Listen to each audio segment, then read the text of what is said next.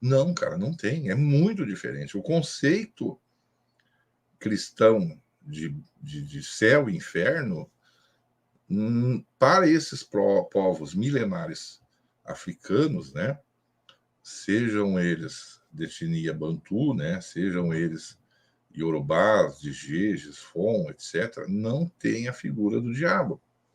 Não tem inferno, não tem um,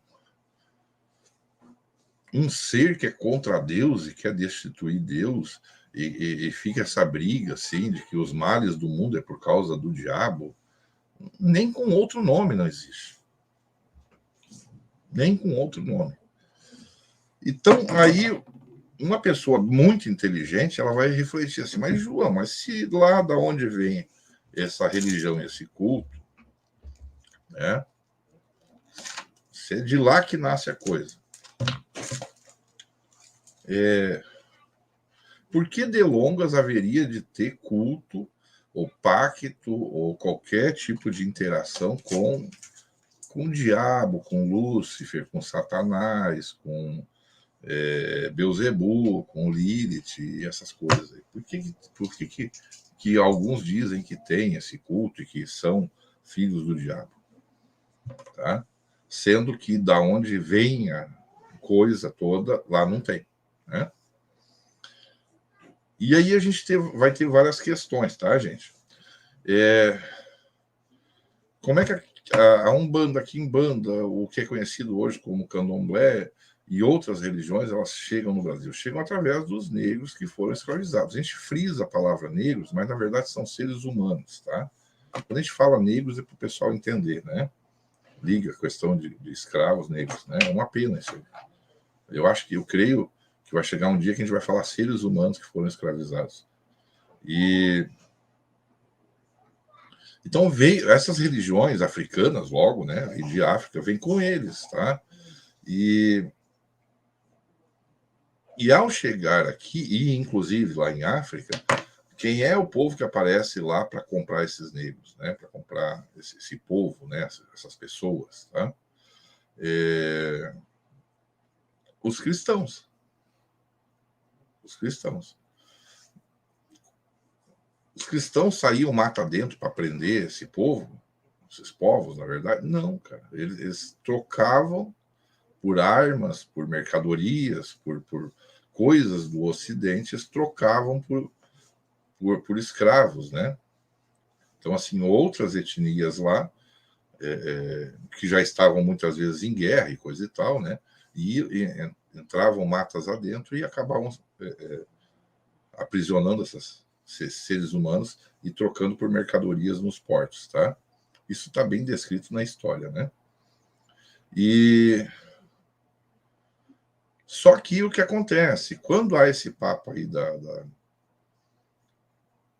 pode escravizar ser humano, não pode, a única maneira que a igreja teve para poder liberar isso aí foi dizer assim: não, eles não são seres humanos, nem alma sequer eles têm. Então, aí vem o termo popular: negro não tem alma, sabe? Ou negro com alma de branco, né? Então, assim, esses termos aí racistas, né, eles persistem até hoje, tá? E aí esse povo cristão, né, os jesuítas vão para lá, né? Jesuítas, Jesus, vão lá catequizar esse povo, esses negros que lá já estavam, e antes deles embarcar nos navios, eles tinham que ser batizados pela Igreja Católica. Existem a pia batismal até hoje lá nos portos, isso tem museus lá ainda que persistem até hoje, e é contada essa história. Já foi contado no Fantástico, já foi contado no Globo Repórter, várias reportagens foram feitas lá, Discovery Channel, tudo mostrando essas pias batismais em que os negros tinham que ser batizados ali antes de embarcar nos navios, né? Porque era a imposição da Igreja Católica. A gente permite desde que eles sejam batizados, tá? E, enfim, tem muito assunto sobre isso. Eu não estou aqui para dar uma aula de história, porque não sou historiador, mas é baseado no que a gente aprende, né? Então, o que acontece? Ali, já alguns alguns ainda ficam nesse território, e esses jesuítas, padres jesuítas, né, eles têm a missão de catequizar esse povo. É claro que tinha mão de obra, exploração de diamantes, como tem até hoje, a história de Mandela é em cima dos diamantes, né, toda em cima dos diamantes. Então, assim, ficou esses padres jesuítas lá. E tanto que hoje, se tu procurar literatura sobre a Quimbanda, né, ou os Quimbandas, ou essas etnias que praticavam a Quimbanda, tu não acha com o nome Quimbanda, tu só acha com o nome Sodomitas, em África. Por quê? Porque quem conta a história é quem ganha a guerra e quem domina. E principalmente quem domina a escrita, né? Então a escrita que chega para nós até hoje são cartas de padre, livros que padres escreveram nessa coisa da catequização desses negros. Então eles classificaram esses negros aí, quimbandas, né, como ou dessa região, né, como sodomitas. Por quê? Porque eles viam esses negros lá em África, né? Eu estou falando novamente negros para que vocês compreendam, né? E caracterizem o lugar, né? Viam esses negros incorporados e eles olhavam assim, um baita de um negão, assim, né? Tá? E aí ele incorporado lá com uma entidade lá, né? Tem uma entidade chamada Mpambudila, são 28 qualidades, 24 são masculinas e 4 são femininas. Então, quando um negro desse, um homem, ele estava incorporado com essa entidade feminina e tinha traços, danças femininas. E como as danças normalmente chamam exaltando a genitália, o sexo, né, a coisa do corpo, eles nus e tudo isso, e, né, essa dança, sabe? Os padres, muito castos, né, isso é tudo sodomita, né, por causa de Sodoma e Gomorra. Então eles apelidaram esses de sodomitas, tá? Por uma questão também de não haver casamento monogâmico, né? Como aconteciam com os índios também, os índios até hoje, grandes, muitas etnias não têm casamento monogâmico, ou seja, um casal apenas, né? Pode fecundar com várias mulheres. Então, assim, uma dica que eu dou já para quem quer saber sobre Quimbanda em África, procure por sodomitas africanos, tá? Tinha diabo? Não. Era o diabo que fazia aqueles caras lá ficar dançando de forma afeminada? Não, isso era uma entidade como a gente tem hoje a pombagira, né?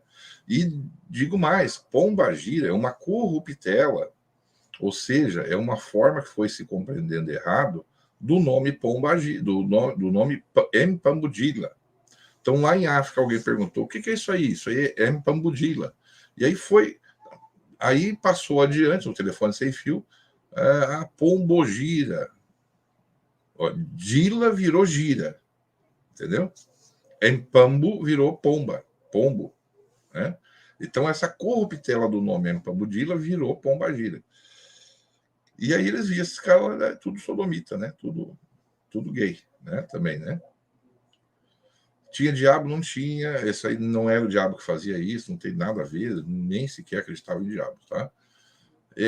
Porém, essa aproximação com a Igreja Católica, essa questão dos padres muito contra o inferno, né? Muito cagões, assim, né? A questão do diabo, de Lúcifer e tudo isso. Essa troca de informações começou um papo lá, olha, é o seguinte, isso é do diabo, isso não sei o quê. E conta-se que em alguns lugares os negros que lá estavam diziam-se: poxa, nada mede medo nesses padres aí, né? Nesse povo aí, né? Branco aí, tá? A única coisa que eles têm medo é do capeta, do diabo, dos daimons, né? Dos 72 demônios lá que foram classificados na época da Inquisição. Gente, a gente está falando de 1400 e alguma coisa. A Inquisição, os Cavaleiros Templários, por volta do ano 1000, que é onde eles mapearam, né, a Santa Inquisição da Igreja, ela mapeia o inferno, tá? E lá que sai a listinha dos 72 demônios, tá? Pela Igreja, a Igreja que divulga essa lista, né? E os cavaleiros templários foram perseguidos por isso também, porque foram acusados de serem cultuadores desses demônios, né? Então, assim, ó, vamos ver se estão pegando a ideia. Lá eles não cultuavam o negócio. Quem é que chega lá falando em diabo, capeta e demônios e não sei o quê? A Igreja Católica. Tá? Então, alguns deles, para poder intimidar, botar medo, eles diziam: então a gente trabalha com o capeta, não sei o quê, coisa e tal. Tá? Eu não acho que isso foi muito inteligente da parte de alguns, porque ainda tinha o poder da igreja muito grande, inclusive de condenar a morte lá, né? Enfim, existe uma parte que está por África ali, porém os negros que para cá vieram não estavam necessariamente ali pensando dessa maneira, né? E achavam uma piada isso da igreja lá, né? Não levavam a sério isso, tá?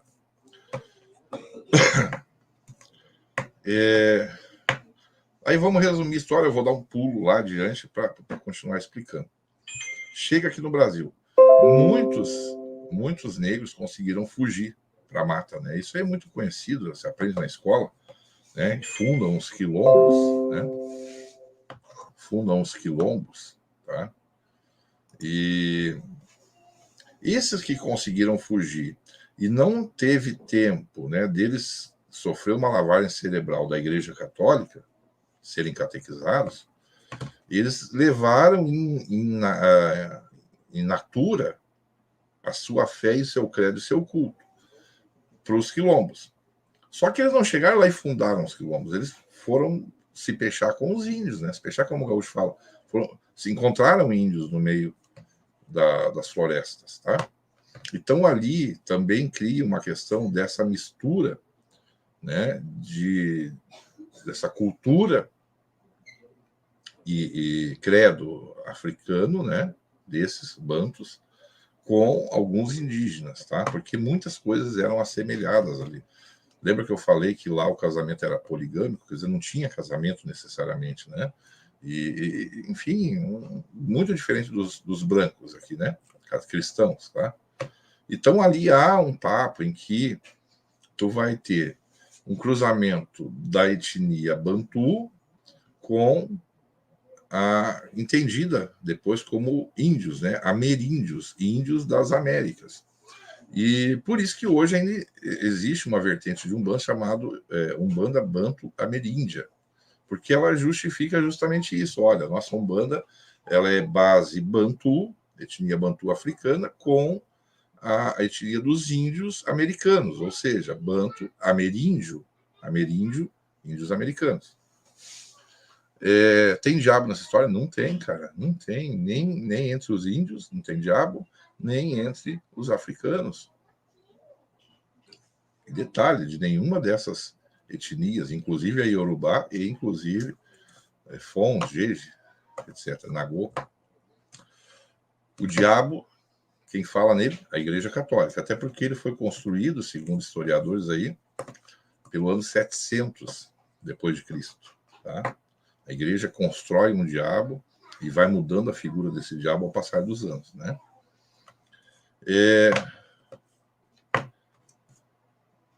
Aí a gente vai chegar hoje, 2021. Como é que tá a coisa aí, João? Né? Aqui em Banda cultua diabo, não cultua? Aí eu vou explicar da seguinte maneira. Gente, teve alguns que ficaram nas senzalas, isso foram tendo filhos, que tiveram filhos também, isso foi passando, e pode acontecer um efeito desses negros já estarem catequizados e já serem cristãos, né? E quando eles têm a sua liberdade e tem aquela fomentação de resgate da terra-mãe, de poder praticar até então a sua cultura, eles já estão ali com aquela lavagem cerebral feita de que existe Deus, Jesus Cristo e o diabo e o Lucifer, né? O Lúcifer, tá? Então cria essa questão dentre os cristãos, né? Esses negros cristãos que foram libertos, da figura do diabo ser existente. Aquilo era massificante na cabeça deles, passado de geração após geração. Porém, nós vamos ter uma outra casta que vem dos quilombos, descendentes dos quilombos, que não sofreram essa lavagem cerebral. Por que eu estou falando isso? Porque hoje a gente tem inúmeras vertentes de quimbanda alegadas no Brasil, né, ou falados, né, no Brasil, e outras tantas que não se designam vertente específica, tu entende? É o terreiro, é Quimbanda, né? É o teu terreiro, é de Umbanda, não dá um nome, um segundo nome, tá? E aí a gente vai ter essa influência desses que acreditam em capeta e desses que não acreditam em capeta. Eu estou falando capeta para englobar todo, qualquer nome aí que seja diabo, Satã, Lúcifer, qualquer coisa assim, tá? E a gente vai ter um povo que diz que é da Quimbanda, que é filho do diabo, e que Lúcifer é o anjo que caído, que se rebelou contra Deus e foi expulso dos céus, e aquele papo da Bíblia. E que vão funcionar como anticristos, tá? E isso vem passando. Muito também influência de uns livros que saíram aí na década de 50, tá? Copini, Fontenelle e outros, né, escritores, que vem com um papinho de fazer uma comparação entre o que seria Exu fulano de tal com um nome desse dos 72 demônios. Então, por exemplo, o veludo seria Sagatana, o Fleirut, e assim vai, né? Tiririya Fleirut. Entende? Eles fizeram essa correlação, tá? Mas, e aí, esse livrinho virou cabeceira de muito macumbeiro que não tinha ensinamento. Então, o que acontece? Como eles não têm uma raiz, base, que vem lá de trás, então eles se baseiam nesse livrinho. E esse livrinho está na ponta da língua de muita gente hoje, aí, de Quimbanda, tá? E é por isso que a gente vê um monte de gente dizendo, eu sou da Lilith, e a gente cultua a Lilith, a gente cultua o diabo, o capeta, o Beelzebub, o Lucifer, não sei o quê. Sabe? Porém, no entanto, entretanto, no Brasil todo ainda existem muitos terreiros que vêm dessa questão dessa etnia chamada Banto-ameríndia, que quer dizer que é essa mistura da etnia Bantu africana com a ameríndia, né? E aí não tem diabo, cara. Não tem diabo. Lembra que eu falei que lá entre os Bantus, o que seriam orixás eram chamados de inquices, né? E entre os Yorubás, os orixás são as deidades abaixo de Deus, né? Prismas de Deus. Então, assim, a religião, o religare, né? Nosso é orixaísta, ou inquice, ou vodum, entende? Vai depender do terreiro e da nação. Então, a nossa religião, no meu caso, é orixaísta. Acreditamos nos orixás, somos filhos de orixás. E na Umbanda, João, acreditamos em orixás, afinal de contas a gente tem aí as 7 linhas de orixás, né, na Umbanda, tá? Na verdade são mais, mas basicamente as 7. E a Quimbanda, João. A Quimbanda é um culto agregado e que está dentro do terreiro porque há essa concordância lógica e teológica. Lógica e teológica. Ficou legal isso aí.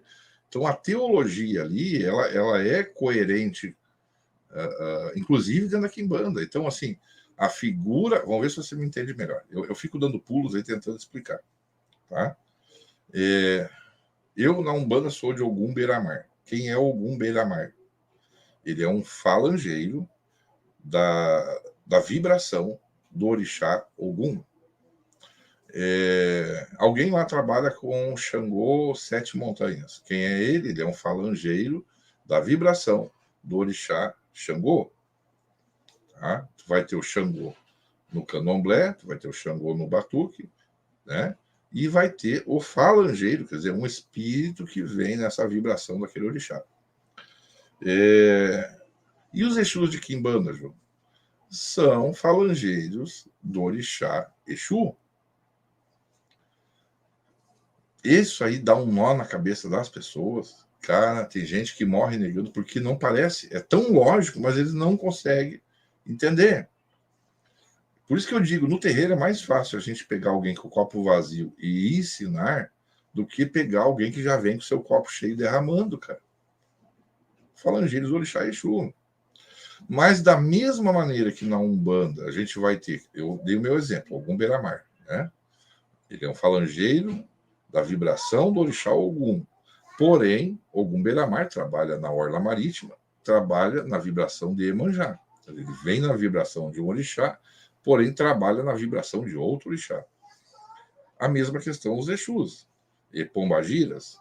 Eles vêm na vibração do orixá Exu, porém trabalham na vibração de um outro orixá. Ah, João, mas então tu está dizendo que tem orixá dentro da quimbanda. Não, na quimbanda não se cultuam orixás e não necessariamente se louvam orixás. Porém, para quem é orixaísta, entende que tudo que existe é pertencente, ou é parte, ou é o próprio orixá. Ou é o próprio orixá. Vou dar um exemplo para vocês. Na etnia Bantu, da onde vem a Umbanda e Quimbanda, o que seriam os orixás, são chamados de inquices, eles são a própria natureza e o que há nela, e os próprios elementos, elementais também, né? Elementos. Então, por exemplo, o fogo, aquele ser é o próprio fogo, o próprio ar. Entende o que eu quero dizer? Enquanto na visão iorubá já é um pouco diferente, né? Mas a ideia é a mesma, né? Então, para uma entidade dizer assim, eu sou lá das matas, né? Eu sou Exu Marabô das matas, ou eu sou Exu tal das matas. Ele está nas matas. As matas pertencem a alguém, na visão orixaísta. Não é? Eu sou o Exu e sou da Calunga Grande, do mar, né? Ou da praia. Aquele ali é um campo de força, é um ponto de força de um orixá. Ou não é? Ou não é? Né?